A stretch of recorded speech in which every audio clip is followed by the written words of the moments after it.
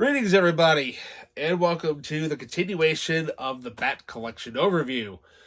So, I decided to take a brief rest from the more modern movies and give you a brief history throwback to the 1940s about the original serials. So, as you probably heard me mention, that there was supposed to be a third Joel Schumacher Batman film after Batman and Robin, entitled Batman Triumphant, with the Scarecrow as the villain. So, as I had teased before, or that I was thinking about teasing, I can't remember which, only one little aspect of that script survived for almost 8 years. Yeah, it would take us almost 8 years to get a new Batman movie. They tried to get one with Darren Aronofsky to do Batman Year One. That would have been so cool to see. Didn't happen. So, comes along a director who basically had 2 movies under his belt at Warner Brothers, and one of them almost won his first Oscar.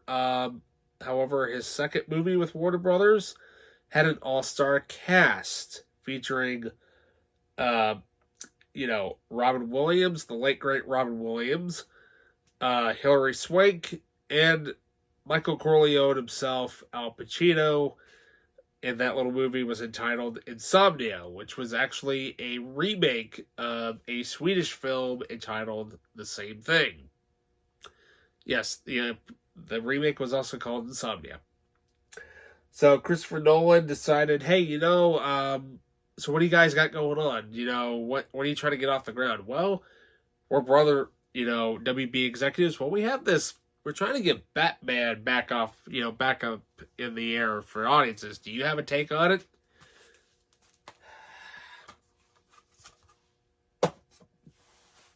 Yep. That's what we're going to talk about today on the Media Files.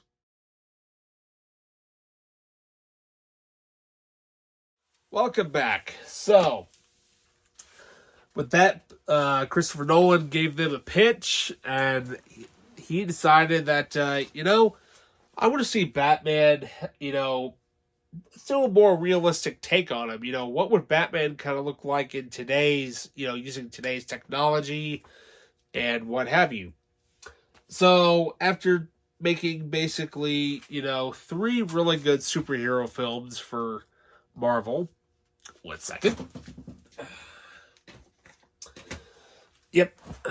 Writer-director David Goyer of the Blade trilogy decided, hey, you know what? I want to throw my ring, 2 cents in here for Batman, because I've always wanted to write a Batman film. Can I help you? Sure. So, sure enough, you got David Goyer writing the story along with Christopher Nolan. And not only that, who are we going to get as Batman?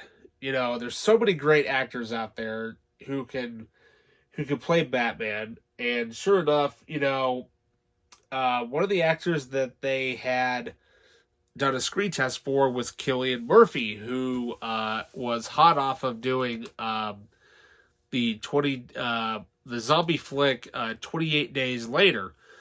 And so there actually is a test out there that actually portrays him in the Batman Forever batsuit, which is what everybody kind of used to portray, Batman for their screen test. He did okay, but Nolan's like, I'll keep you in mind for another part. I have another idea for you. So after many actors, come in, known actor, he's been around, around Hollywood for a while because he worked with Spielberg in Empire of the Sun, and he got real popular by doing the horror film American Psycho. Christian Bale decided to throw his hat in the ringer, and sure enough, he got the job as Batman. Yeah. So before he was even Batman, before this, he was in a movie called The Machinist where he lost an extremely a lot of weight. He looks so skinny and scrawny in that movie that they didn't know if he was ever going to be able to beef up to play Batman. And he did. He put in the time, he put in the work, and man, does it show. I couldn't have asked for a much better Batman. This definitely, knocked Clooney out of the park big time because, thank God. No offense to Clooney. He did an okay Bruce Wayne. He did a god-awful Batman. I'm sorry. So, Christian Bale portrays Batman. So they decided, you know what? We don't need to have Robin in this movie. We're gonna reboot this thing. Let's actually do the Batman origin story. Yes, the origins were briefly explained in the other movies, but we're doing full-on origin here. Go back to the roots. Acclaimed director Christopher Nolan explores the origin of the legendary Dark Knight. After his parents' murders, disillusioned heir Bruce Wayne travels the world seeking the means to fight injustice. With the help of his trusted butler Alfred, Detective Jim Gordon, and his ally Lucius Fox, Wayne returns to Gotham and unleashes his alter ego, Batman, a masked crusader who uses strength, intellect, high-tech weaponry to fight evil. Yeah. So, we have a new Alfred in this movie. Legendary actor Michael Caine. Come on, you can't ask for a better actor to portray Alfred. He does such a great job in this. And not only that, you have Gary Oldman as Commissioner Gordon. He's spot on as Frank Miller's version of Gordon. Yeah, I forgot to mention that. Frank Miller's Year One was one of the inspirations for this movie. And also you have Lucius Fox as played by Morgan Freeman. Perfect casting choice, who helps basically Bruce get all of his Bat gear ready, as well as his new Batmobile entitled the Tumbler. Now, you remember that little thing I had mentioned about the Scarecrow being the villain? That's the only thing that survived from the Batman triumphant script. Yep. The Scarecrow is just one of the villains in this movie. There's two. Technically, there's actually three, but there's actually only two. So on top of that, you also have, they kind of pulled the character from the animated series, which I wasn't expecting. They pulled Ra's al Ghul from the series. So I'm like, sweet, who are they going to get to portray that? So they hired an actor by the name of Ken Watanabe, who actually is a famous Japanese actor, who I've mainly known him for, what movie was it? He was in the Tom Cruise film The Last Samurai. That's kind of how I knew of him. And then he went on to do Inception with Christopher Nolan. So he's been around the block quite a few times. Also, if you have not watched Fukushima 50, check that out. He's awesome in it. So, back to Batman. So, yeah, what can I say? Batman Begins. This movie came out in 2005. This is right around the time when Star Wars was ending at the time. And, Star Wars had come out. And then this movie comes out a couple months later. And man, what a great movie experience. You got stuff in here that, we've never seen before. You see Bruce Wayne fighting with swords, getting his ninja stuff going on. And not only that, though, he's learning to literally become the Batman. Literally. And I tell you what, though, I can't thank Goyer enough for writing an amazing story. Sure, he takes elements from several comics, but a lot of it, is kind of somewhat of an origin story, which is I'm kind of glad that they finally did that. And not only that, though, Christopher Nolan's eye for realism, too. If it wasn't for him, we wouldn't have, this movie and all the other movies that he's done. So then not only that, though, we even have another actor from Star Wars named Liam Neeson in this movie. We're like, okay, who's he? Apparently he's Henry Ducard, a.k.a. if you know what I'm about to say, you probably already know who I'm going to say. He's the actual Ra's al Ghul. Spoiler.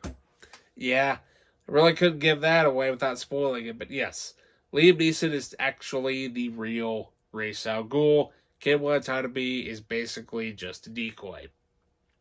But I tell you what, though, so the way that they do the fight scenes in this movie is awesome. I mean, so with Batman, instead of him kind of, doing his usual punch and stuff like that, they hired these two guys that developed this own form called, I believe they call it Kase, which is basically, instead of throwing punches and kicks, you use your body or whatever it is you could use to grab a hold of and defend yourself.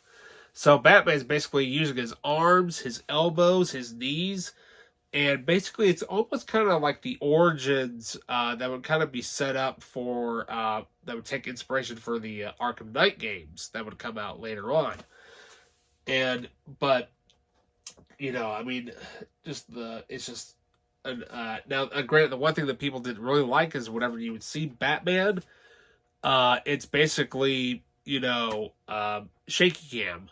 And the whole point of the shaky cam is that you're seeing it from the villain's perspective or the bad guy's perspective versus Batman's.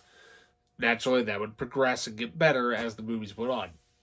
So, I got this puppy on Blu-ray. And, yeah, unfortunately the sticker is still on there. I gotta get it off somehow. I actually didn't pay $5.99 for this. I actually found it, I think, at a yard sale, for $1. But that's alright. I've owned it on DVD. I've got the DVD somewhere, but hey, I had to upgrade anyways. So, but this movie is packed with extras. Oh yeah. So here we have the in-movie experience. Christopher Nolan and David S. Goyer and others reveal the movie's backstories as you watch. Other special features, which include the Dark Knight IMAX prologue. I'll talk about that in a minute. Take Man Begins, a Batman Begins spoof that was for the MTV Music Video Awards that they made with Andy Dick. Batman The Journey Begins, concept, design, and the development of the film, as well as the casting of Batman himself. Shaping Mind and Body, observe Christian Bale's transformation into Batman. Gotham City Rises, witness the creation of Gotham City, the Batcave, Wayne Manor, and more. Cape and Cowl, the development of the new Batsuit. Batman the Tumbler, the reinvention of the Batmobile. Path to Discovery, a look at the first week of filming on the rugged and remote Iceland locations. That's the scenes where they're fighting with the swords on ice. Yeah. Also, Saving Gotham City, the development of miniatures, CGI, and effects for the monorail chase scene. The Genesis of the Bat, a look at the Dark Knight's incarnation and influences on the film. Reflections on writing Batman Begins with David S. Goyer. Digital Batman, the effects you may have missed. Yeah, there are some digital effects in here which you cannot tell if it's real in camera or if it's CGI. And finally, Batman Begins stunts, confidential files, discover the facts and story points not in the film, as well as stills gallery and the theatrical trailer. Now, as I had mentioned, that there is the Dark Knight prologue. So, yeah, with this movie, I believe when the original DVD came out, the IMAX prologue was, I believe it was not on there yet because they hadn't shot anything yet. So the IMAX prologue didn't come out until the re-release after Nolan had done The Prestige, because he had done The Prestige after Batman Begins. Now, basically, the IMAX prologue is basically the first 5 minutes of the sequel to this movie, The Dark Knight, where we first are introduced to Heath Ledger's Oscar-winning performance as the Joker. Yeah, let's just say that if it wasn't for Batman Begins, we wouldn't be going anywhere at any time into the next movie next up on the Media Files. Same bat time, same bat channel. Please like and subscribe and comment. Click that notification bell, and I'll see you in the next Batman overview episode.